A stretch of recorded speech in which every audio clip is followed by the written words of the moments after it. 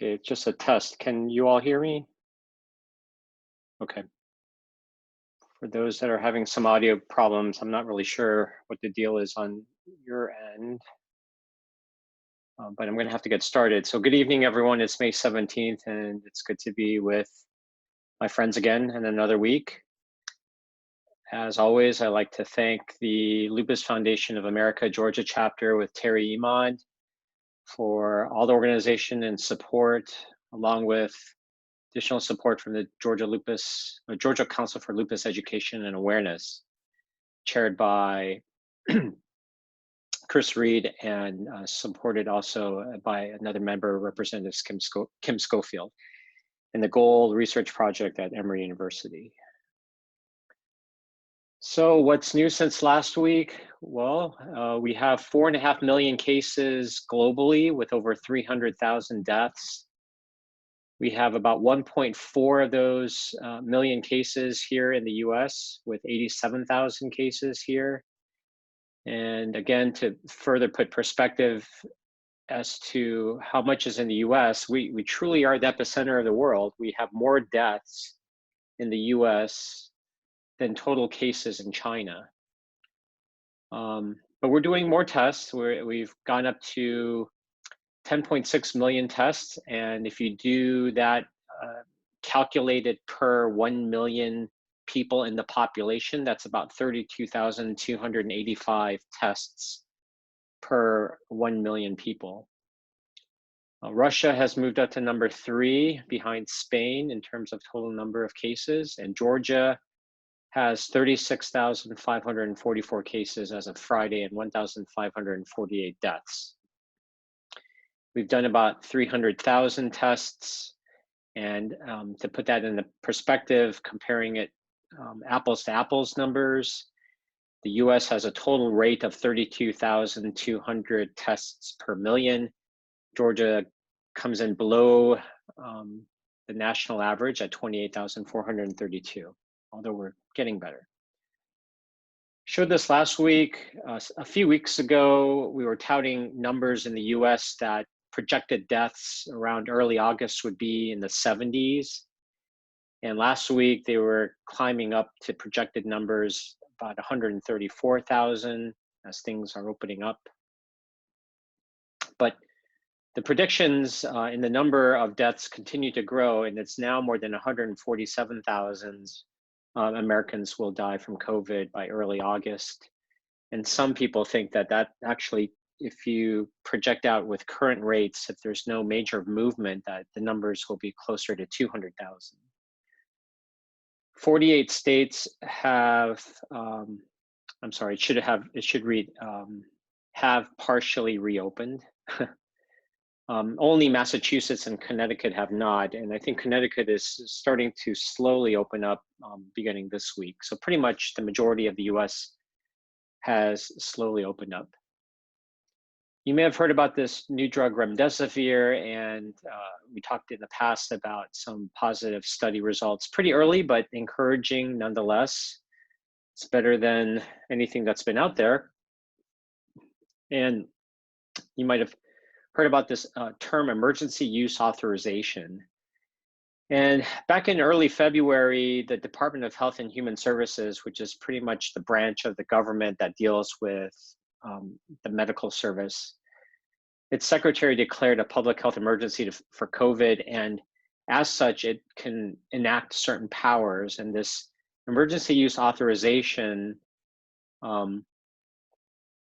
it allows the use of drugs and biologic medications that otherwise would not have been approved for COVID or have not yet been approved for COVID to be used.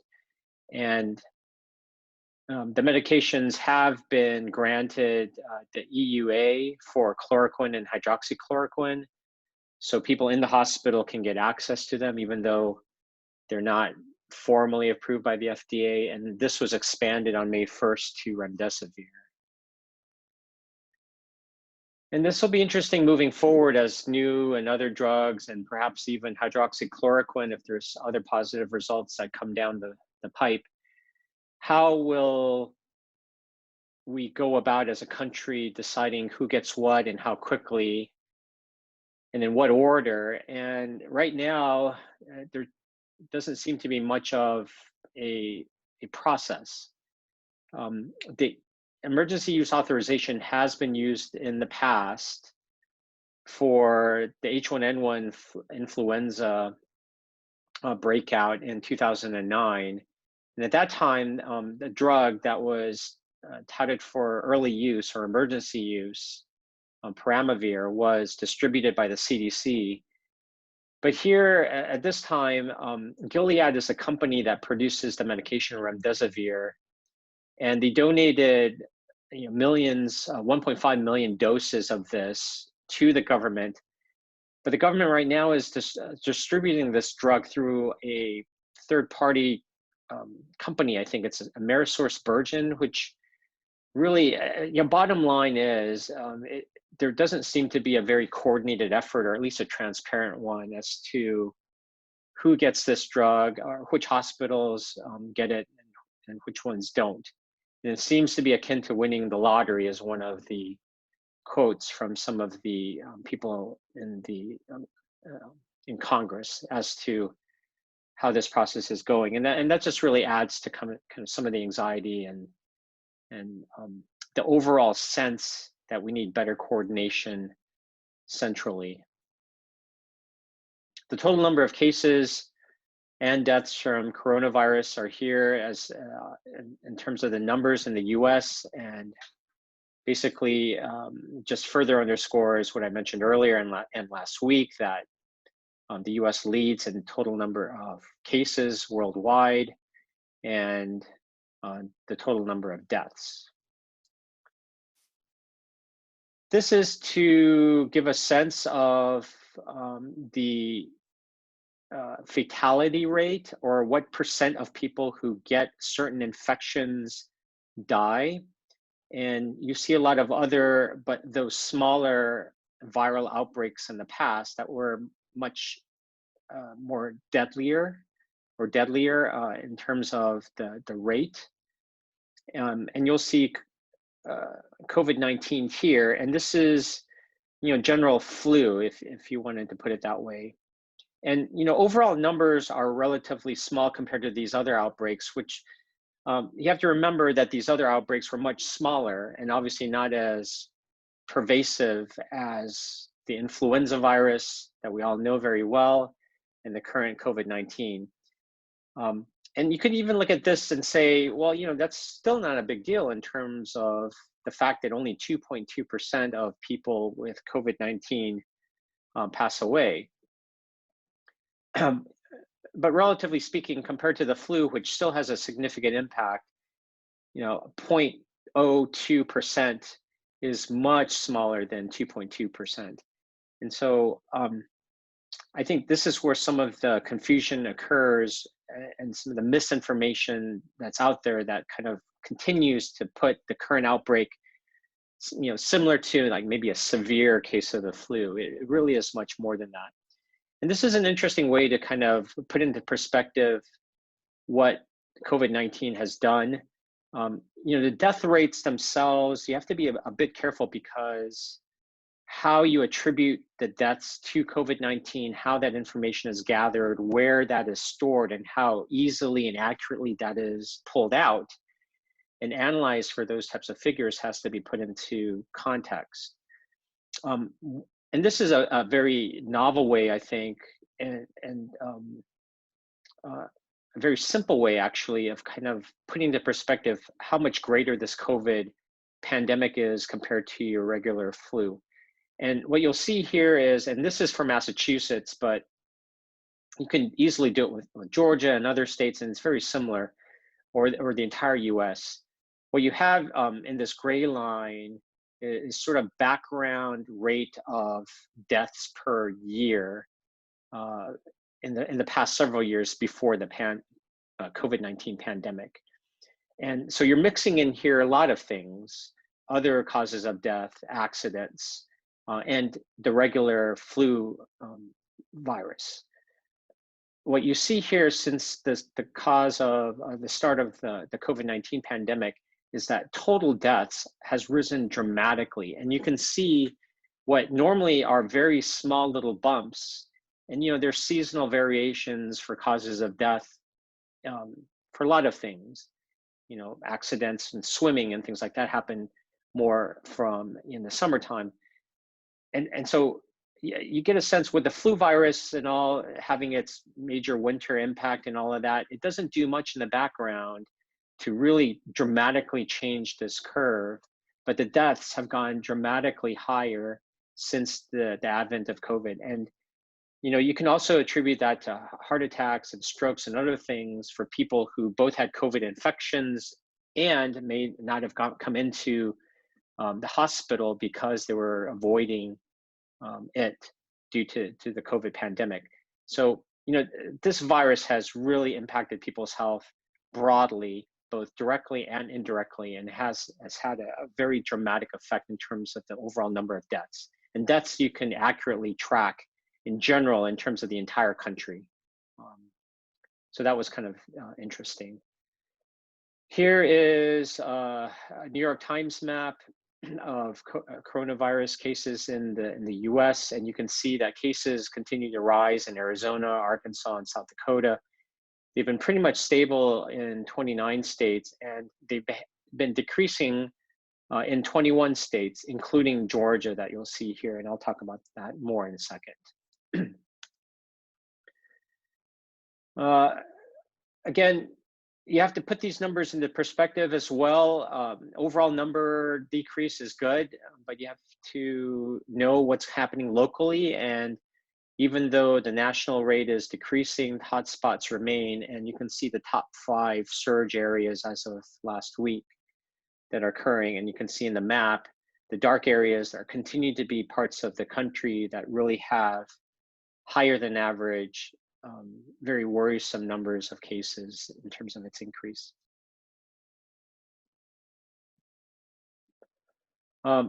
This website here, covidexitstrategy.org, tracks metrics that have been agreed upon by CDC experts and others in the government as to what constitutes a safe reopening. And a lot of states obviously have reopened regardless of what these metrics show. But here in Georgia, it has had a general downward trend in cases, which is good. Testing has increased, which is also good. One thing to be careful though is that, and that's why Georgia is yellow and not green in terms of meeting all or most of these metrics in terms of gauging overall safety for reopening, is that the ICU capacity is at 70%, which may for some of you sound reasonable, but it's actually very little wiggle room in terms of big surge in cases. We wouldn't be able to handle too much more. So that's why we're in the yellow with a lot of other states. We fully haven't met all the metrics, but at least some of the numbers seem to be steadily going down. And these are numbers from the Georgia Department of Public Health, and you can just look at sort of overall numbers of where we are in the state by going to the website. Another website that I've touted in the past is the Institute for Health Metrics and Evaluation, the IHME website, and you can see the URL at the top. And these are projections for Georgia. And this is a very good place to go if you want to look at current numbers in a very simple fashion and sort of a neutral organization's perspective on projecting future numbers. And this blue number here, blue line here is the number of tests. And we continue to have increasing tests on a daily basis, and we're projecting to have more and more, and that's good. And what's also good is that the projection of overall positive or confirmed infections or estimated infections continues to go down. And some of that is going to be related to the increased number of tests. The more you test, the more negative tests you'll have, as well as catching some of the positive ones. But the overall percentage of positives compared to the total number of tests done will continue to go down slightly. So that's, the testing will drive this number down this line down to begin with. But in general, it is comforting in that it is not continuing to remain flat or go up. And the deaths as a result, you'll see that it seems to have stabilized a little bit recently, but generally is projected to march steadily down and as quickly as we want to, but that's all good news. So these are, again, from the Georgia Department of Public Health website.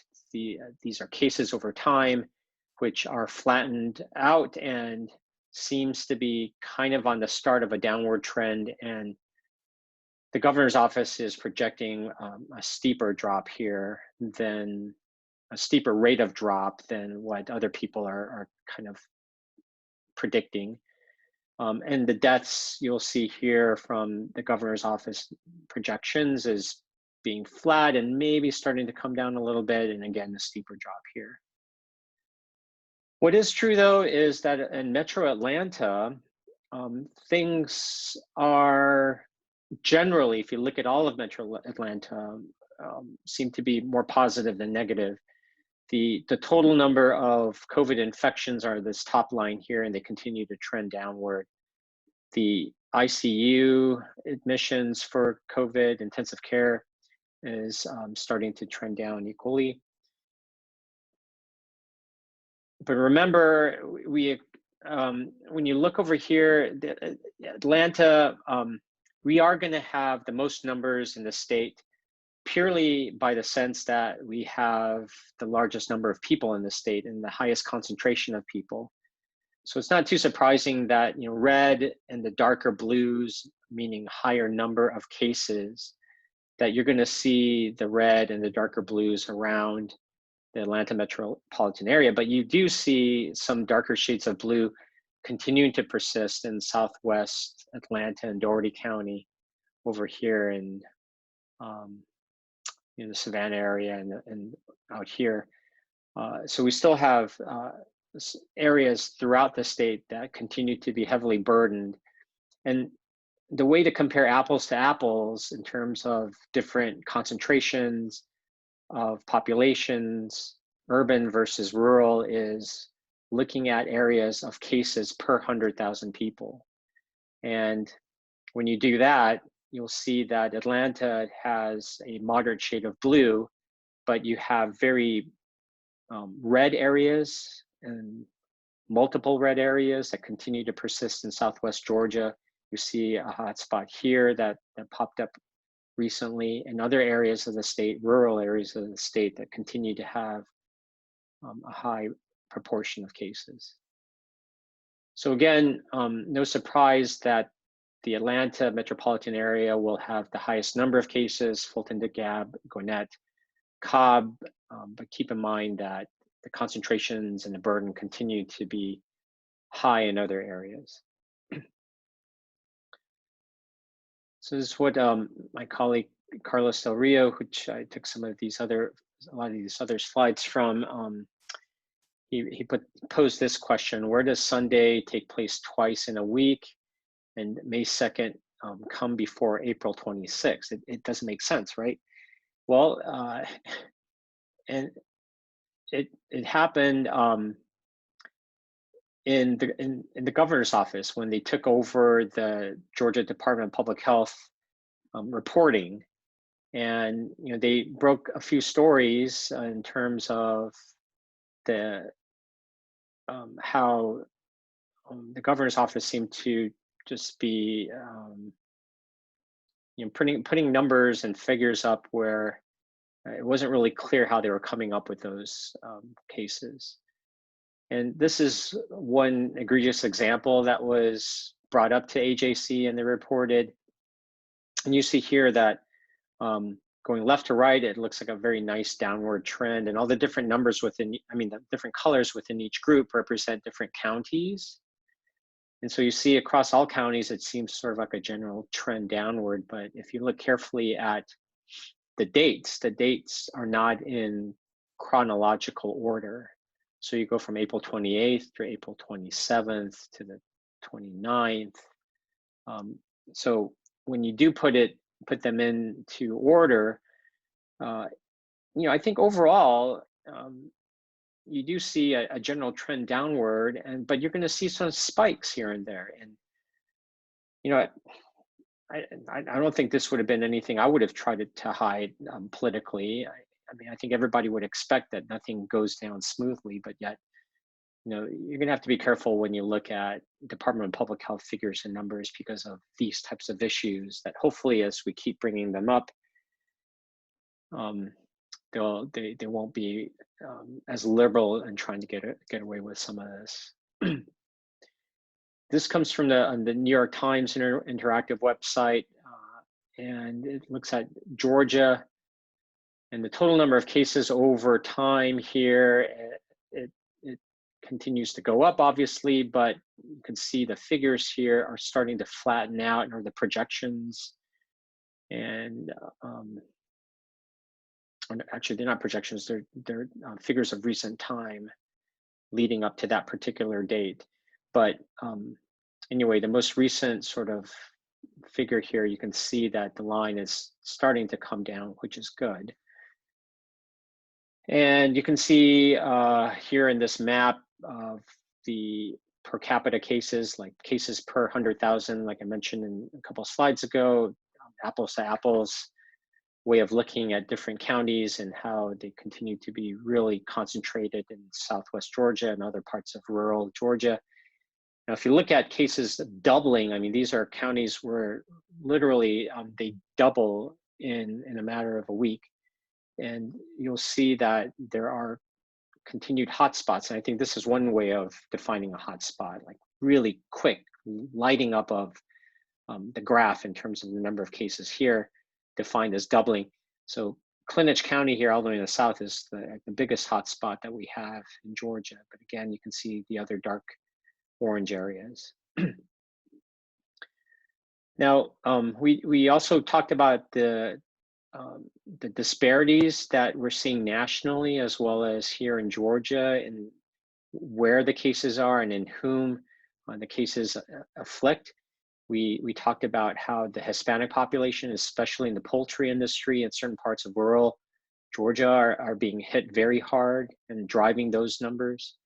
And here in Atlanta, I mean, these are figures from Grady Hospital, and the population whom we serve, predominantly African Americans from Fulton and DeKalb counties and the south side of Atlanta, but as well as a region, but predominantly from that area.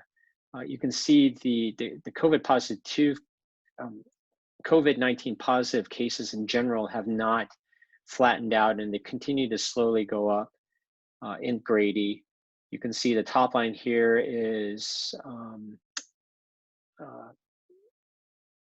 positive patients in ICU utilization. So people in the ICU, you can kind of maybe argue that it's slowly going up, but for sure, I don't think anybody can say that you can see these figures going down dramatically in any way.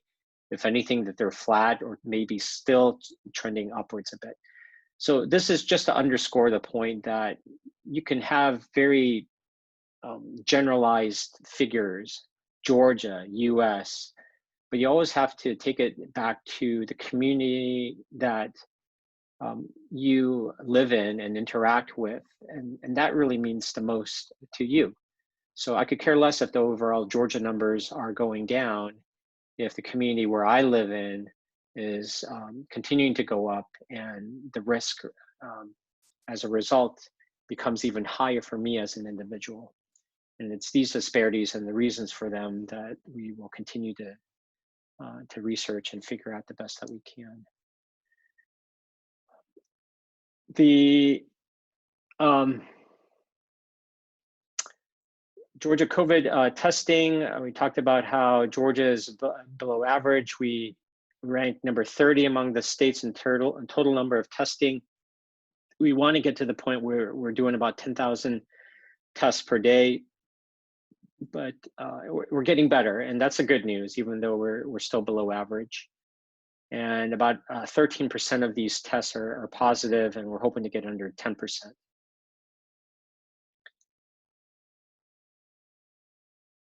Switching to just, I guess, a major news that's related to rheumatology or lupus.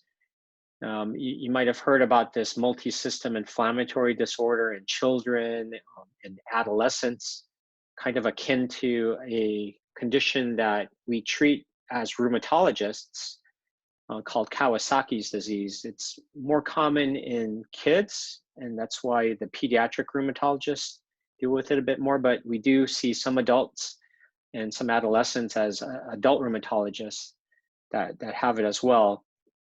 And so what we're seeing is in some children, for reasons that we don't understand, weeks after they seem to be exposed to the virus, whether they've had any symptoms or not, they have this body's immune system that counter reacts or overreacts. So it's not really so much that people have an active COVID infection. They don't. They either had one or they were exposed and developed antibodies to it in the past. But given that exposure and given some underlying risks and risk factors, and this is the big mystery, we don't know what those risk factors are. Otherwise, all the kids would develop this down the road. But obviously, some kids have additional risk factors, and it could be a combination of a lot of things: genetics, environmental factors, and in some kids, it's really severe in this way. And it's his body's counter reaction, overreaction, and the body basically attacks the large major blood vessels in the body, and it creates very severe systemic symptoms, fevers, and some of the big blood vessels that feed and nourish the gut.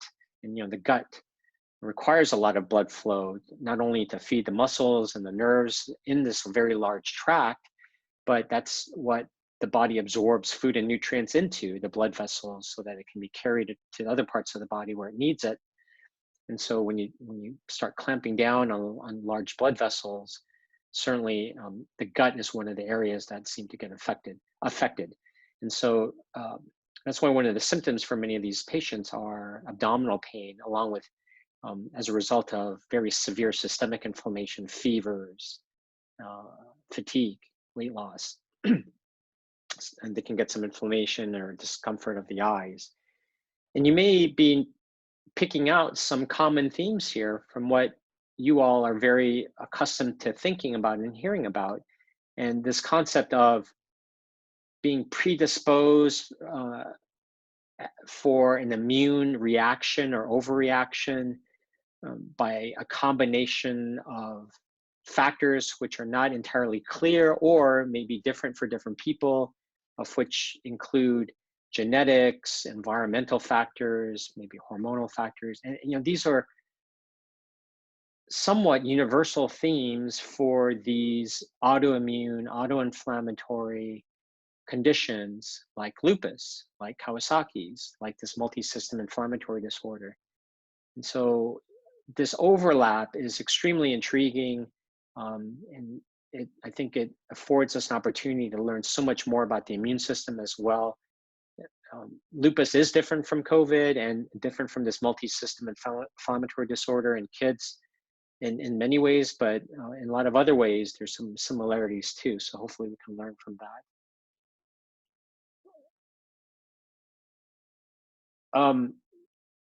There's a question here about the number of lupus patients who contracted and rebounded from COVID and may have died here in the US.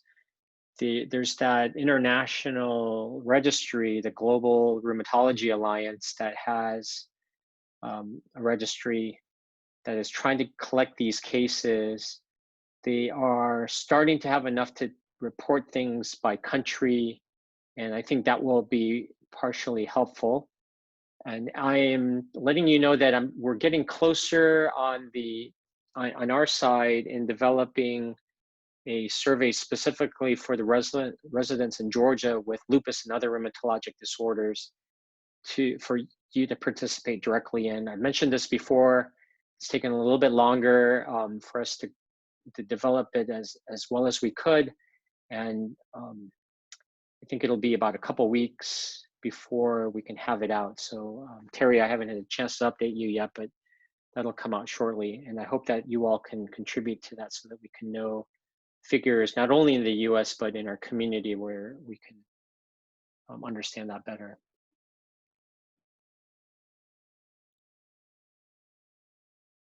And I'm going to hit some of the questions in the chat at the end, but let me hit some questions here that we received. It's just a few this week. I've been on this medication since I discovered I had lupus in '93. Do we know what specific benefit this medication plays in lupus? Is there a need to increase the dosage in light of the COVID pandemic? I don't know which medication this is. So whoever submitted this question, I need more detail. And I promise I'll answer it the next time we have the town hall, if you would resubmit it, please, and clarify. But thank you for taking the time to submit. Do you recommend going to the gym right now or wait a few more months? How long should you wait after a machine and or equipment is sanitized before you can use it? Is it immediately safe to use? So in terms of recommendations for different things, whether it be the gym or church or other places, this is a website, and give me 1 second here. I wanted to pull up the link for you all. Sorry, give me 1 second here. I'm going to put it in the chat box, and you can always come back to it.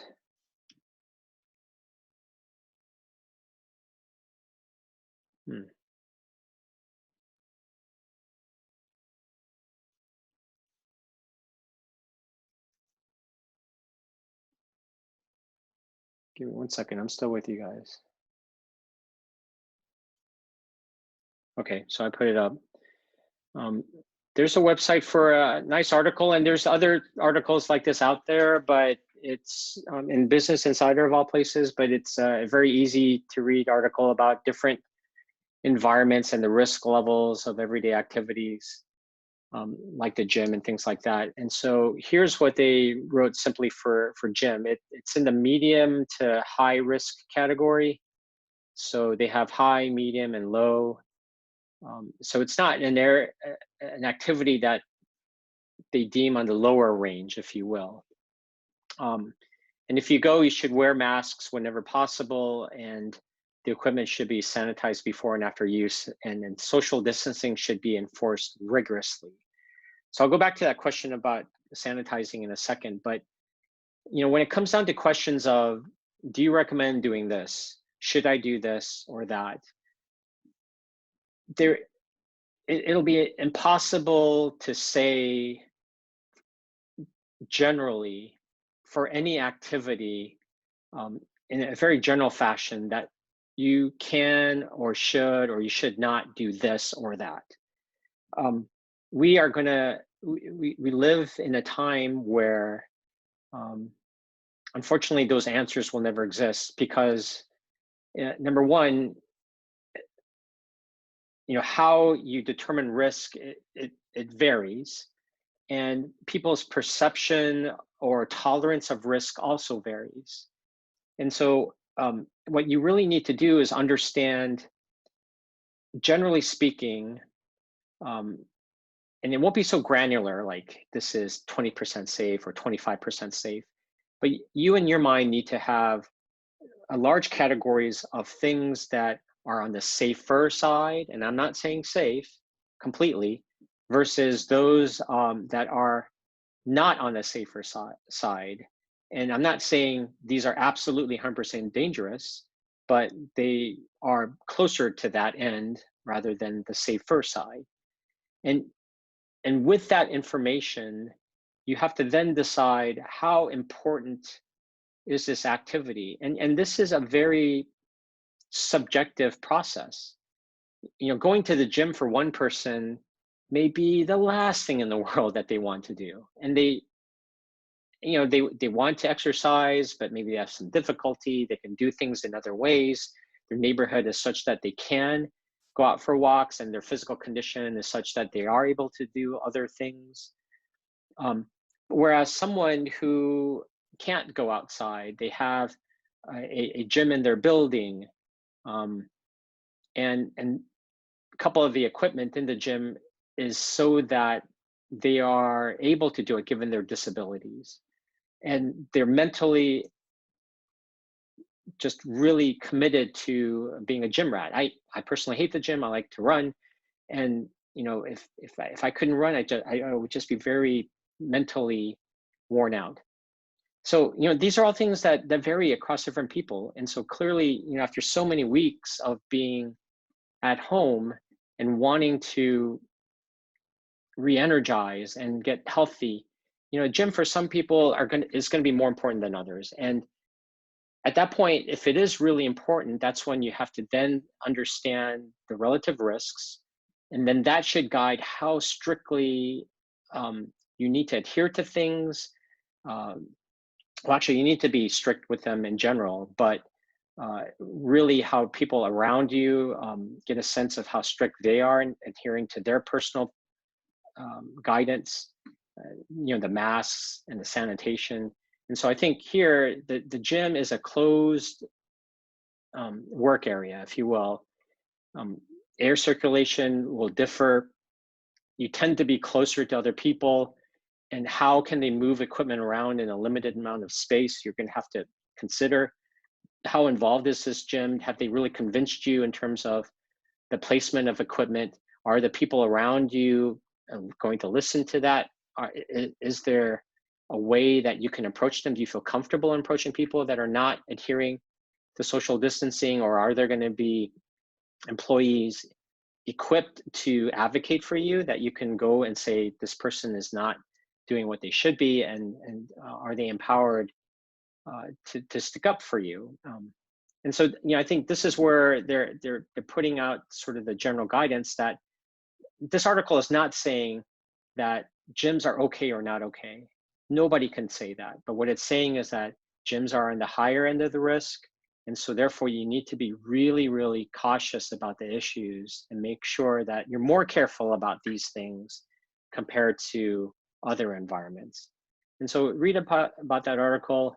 It may be of interest to you. Oh, and the thing about how long should you wait after machinery and equipment is sanitized before it can use it? Is it immediately safe to use? I know for bacteria, the the alcohol is most effective when it evaporates.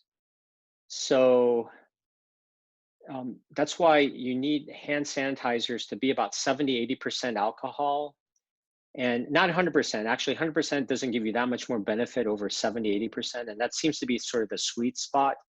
But it's certainly enough to evaporate, and it's in that process. The alcohol itself will kill the bacteria, and the evaporation process really does the rest. For viruses, to be honest with you, I don't know, and I'm almost positive that there's a direct effect of the alcohol on the virus. I'm not really sure if you definitely need it to evaporate completely to have the most effect. So please, if anybody knows for sure, share with us next week or let me know. But just to play it safe, maybe you might want to wait until it's evaporated. But if most standard solutions that are used to clean off these types of equipment, these wipes, will evaporate pretty quickly. So I would wait just a few more seconds. I think you could wait like 10 to 20 seconds after it's wiped to start touching it. But even if you do touch it and it's not completely sanitized, it's not going to do anything to you as long as you don't touch your face with it. And you don't want to hurt other people by spreading around touching other equipment. So after you touch equipment, regardless of how well it's sanitized, regardless if you waited to evaporate, you should then sanitize your hands frequently.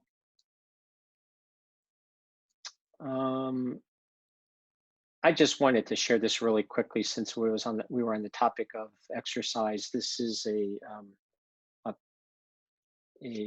woman who's in our stem cell clinical trial that's sponsored by the LFA and the NIH. It's using mesenchymal stem cells. Some of you might have heard of it, but she actually travels all the way from Tennessee to our site at Grady to participate in the trial. Amazing woman. She and her husband have an exercise facility out there, and she's doing everything remotely now to adapt as a woman living with lupus and being in this field. But she has a whole set of podcasts or very brief kind of exercises that she's put together that people with lupus can do. They're very simple, straightforward, and they're from someone who knows what it's like to live with lupus. So I've put oh dear.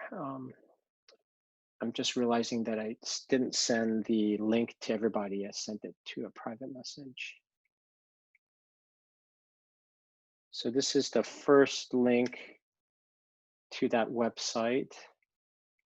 And then this other link here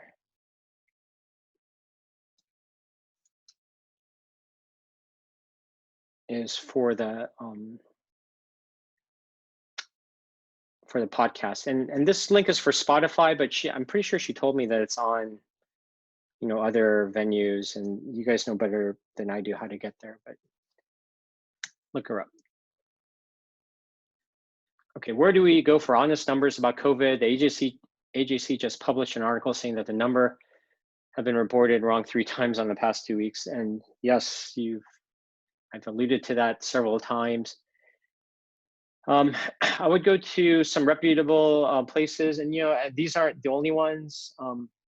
This is the Institute for Health Metrics and Evaluation that I keep showing you almost every week. The website is up here, and you can easily pull down a menu for different states as well as different countries.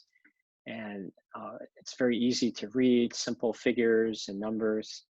That's a good place to go. I also recommend the New York Times. They have, if you just Google New York Times COVID map, that's one place to go. Not only, and I'll send you guys, oh dear, shouldn't be that.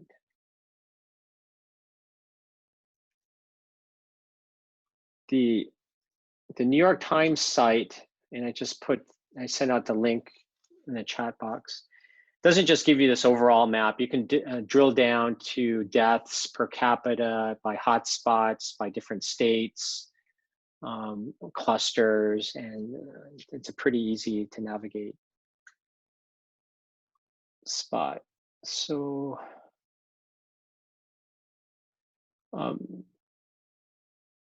Representative Schofield asked when people do the testing, what would be the reliability of the results? I'm concerned about false reading. And yeah, that is an issue with the different tests that are out there, even the ones that are quote unquote FDA approved. There is an issue with some of them that are, after being kind of out in the public, the reliability hasn't been as accurate.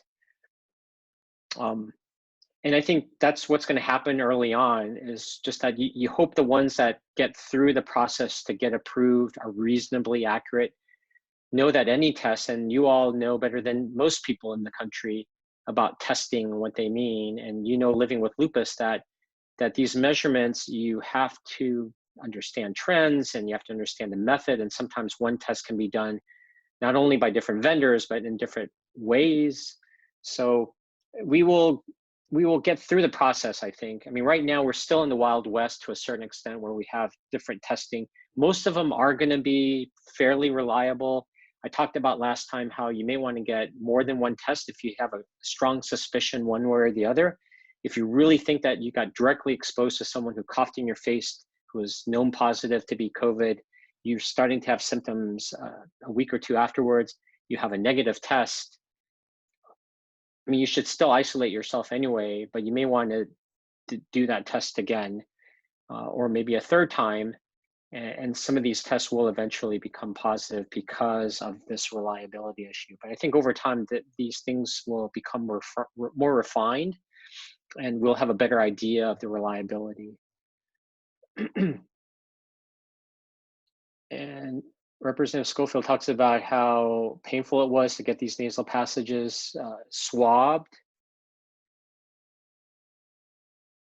Um,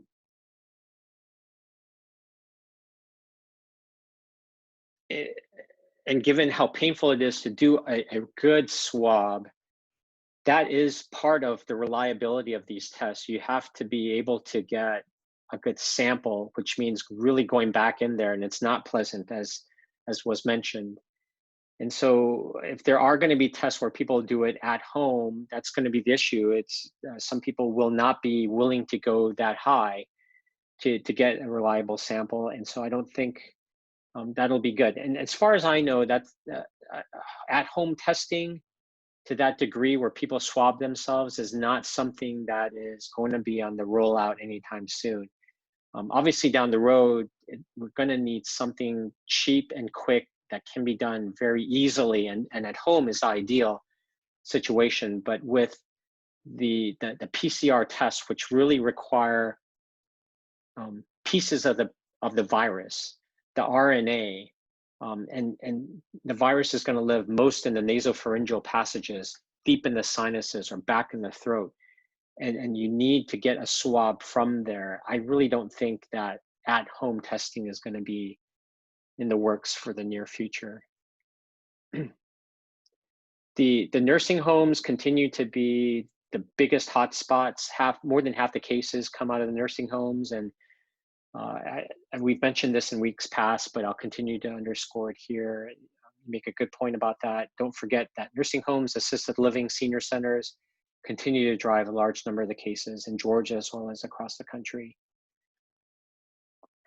I'm not the tracking of the Kawasaki or the multicystic inflammatory disease in kids. The pediatric community, because most of these cases will be seen by the pediatricians and the pediatric rheumatologists and infectious disease experts there. They're a lot more coordinated than we in the adult world. And this is relatively young and rare enough, and it's so dramatic enough, and basically everybody will end up in the hospital to get diagnosed, that reporting and tracking of these cases will be pretty good. And New York is taking the lead on developing some guidelines for this. The CDC is asking all the centers to report cases. And I suspect that we'll have pretty good numbers in tracking over time now that this is pretty well established and people are looking out for them, including parents themselves, and getting kids to doctor as soon as possible.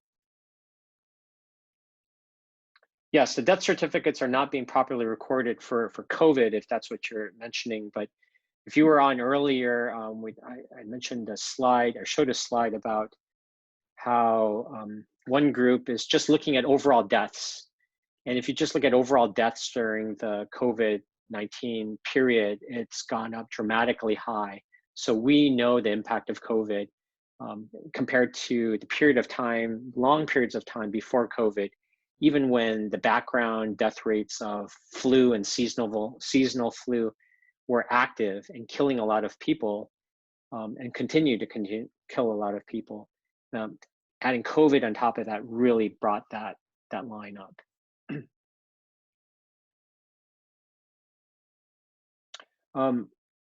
Apparently the person was talking about Plaquenil in that question before. We had mentioned this before, that Plaquenil, there is no reliable, strong data to show that Plaquenil in someone who's taking lupus who has lupus, has been taking Plaquenil regularly for their lupus, that Plaquenil is doing anything one way or the other in terms of this COVID pandemic. So you may hear inaccurately that it may be protective. That's one of the questions out there. And it is being addressed in several different studies. I know of a few, especially in the New York City area, where it's a clinical trial, randomized, double-blind, placebo-controlled, where they have healthcare workers that are at high risk and being exposed to this stuff all the time. They're randomizing them into taking Plaquenil or not, and seeing if it may help protect some of these people. It's a slightly different but similar question than what you're asking in terms of someone already having an autoimmune disease, taking Plaquenil regularly for it. Is this protective? And that's one of the reasons why we're going to be starting our own research project here in Georgia to add to the overall information in the world, trying to get at this question, which is on the forefront of a lot of people like yourself.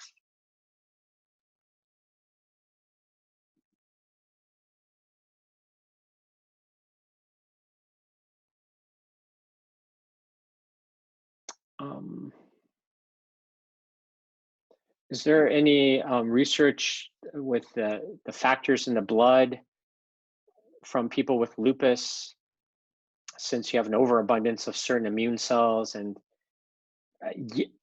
there will be. We have one of the world leading centers in lupus immunology, especially as it relates to B cells, which produce these antibodies that you're talking about that are important in developing lupus, the autoantibodies like the ANA, but also fighting off viruses and bacteria. When you get an immunization shot, you help your body produce antibodies against that. And you've heard of people donating plasma, which contains these antibodies.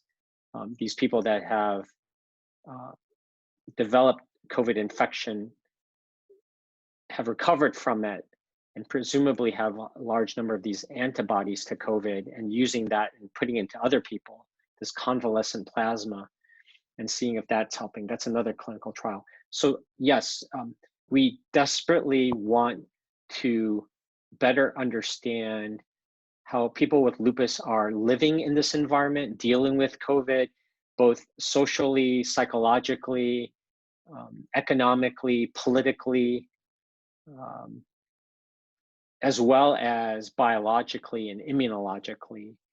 Right now, all major research that is non-essential, that's not urgent or emergent or directly related to COVID at Emory and at Grady and practically most major medical centers throughout the country are essentially shut down, even despite everything else kind of slightly opening up. But we are planning, just like everything else, like the healthcare in general, to slowly open up.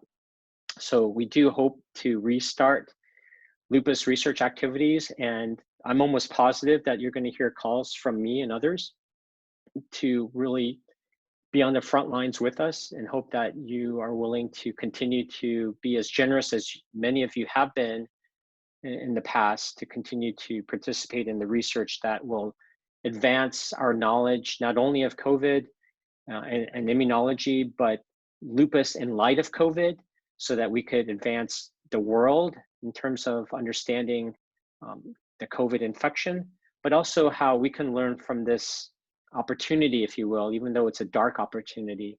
But nonetheless, we're going to try to take advantage of this opportunity to learn more about lupus, so that once this pandemic ends, the last thing we want is the continued darkness of lupus to be over us. And we want to take advantage of this as much as possible. And so hang in there, people. I know many of you want to help, and we will call upon you. And many of you are helping just by being here for others and supporting each other, as you all have been. And you've been a tremendous source of inspiration to me, as I have hit some dark spots, and I've shared some of that with you, and all of us have. And I think you'd be lying if you didn't. But the fact that many of you just come on with me, have sent me some kind messages, it's been really a source of inspiration. So thank you. I really mean that from the bottom of my heart. So please continue to go to, I'm going to have to end it here. Keep going to the lupusga.org website. The many great resources that Terry puts up there, along with the COVID resources. Links also to the national webpage. Keep sending your questions to info@lfaga.org. Let me know what you think. Do you guys still want me to come every week? I'm here as long as you want me to come. Or would it be more efficient for you if we did it twice a month, like the first and third Sundays? If you feel the amount of information is useful for you, I mean, I'll be here every week. But uh, if some of these numbers are just things that seem to be kind of repetitious, especially as things sort of flatten out, or we can have things,